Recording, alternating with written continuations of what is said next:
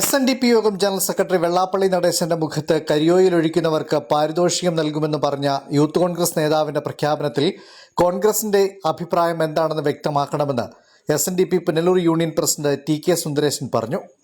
General സെക്രട്ടറിയെ വർഗീയവാദിയെന്ന് ചില കേന്ദ്രങ്ങൾ പ്രചാരണം നടത്തുകയും നവമാധ്യമങ്ങൾ വഴി അധിക്ഷേപിക്കുകയും ചെയ്യുന്നതിൽ പ്രതിഷേധിച്ച് സ്ത്രീകളടക്കം നൂറുകണക്കിന് ശ്രീനാരായണയുടെ നേതൃത്വത്തിൽ നടത്തിയ പ്രതിഷേധ പ്രകടനവും യോഗവും ഉദ്ഘാടനം ചെയ്യുകയായിരുന്നു അദ്ദേഹം.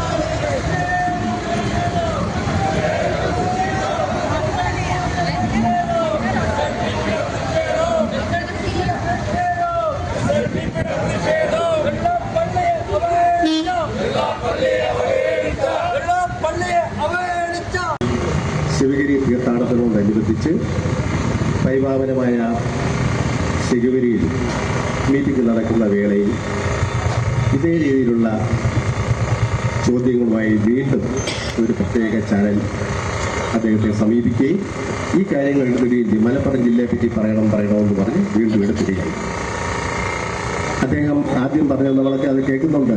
ഇത് പരിപാവനമായ ശിവഗിരിയാണ്, ഇവിടെ വെച്ച് ഇത് പറയുന്നത് ശരിയല്ല, അതുകൊണ്ട് ഇതിനെപ്പറ്റി ഇപ്പോൾ ഞാൻ പ്രതികരിക്കുന്നില്ല എന്ന് പറഞ്ഞപ്പോൾ മറ്റുള്ള ചാനലുകാരെല്ലാം കൂടെ കുത്തി അദ്ദേഹത്തിൻ്റെ വായിലോട്ട് ഈ മൈക്ക് കൊണ്ട് കയറ്റി വെക്കുകയാണ്. അവസാനം തട്ടി മാറ്റിക്കൊണ്ട് പോകുന്നു. യഥാർത്ഥത്തിൽ ഓരോ ചാനലും എന്ന് പറയുന്ന അവർക്ക് റേറ്റിംഗ് കിട്ടുക എന്നുള്ളതാണ്.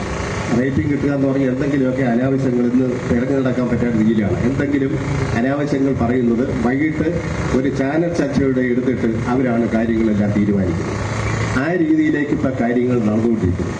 അപ്പോൾ അതിന് ശേഷം അദ്ദേഹം ഒരു പ്രസ്താവന ഇറക്കിയത് പറഞ്ഞത്, ഈ അവിടെ വെച്ച് ഇത് മൈക്ക് തട്ടി മാറ്റി പോകുന്നു, അപ്പോൾ പറഞ്ഞത് ഇത് ഒരു പ്രത്യേക ചാനലിൻ്റെ പേരൊന്നും ഞാൻ പറയാം. ആ ചാനലിലെ ഒരു ആളായ അയാൾ തീവ്രവാദിയാണ്. അയാൾ കുത്തി എന്നോട് പല കാര്യങ്ങളും ചോദിക്കുന്നത് പരിപാവനമായ ചെവിരിയിൽ തന്നെ പറയത്തില്ലെന്ന് പറയുമ്പോൾ അത് അദ്ദേഹത്തിന് അവിടെ വെച്ച് തന്നെ കൊണ്ട് പറയിച്ചേ പറ്റത്തുള്ളൂ എന്ന് പറയുന്നു.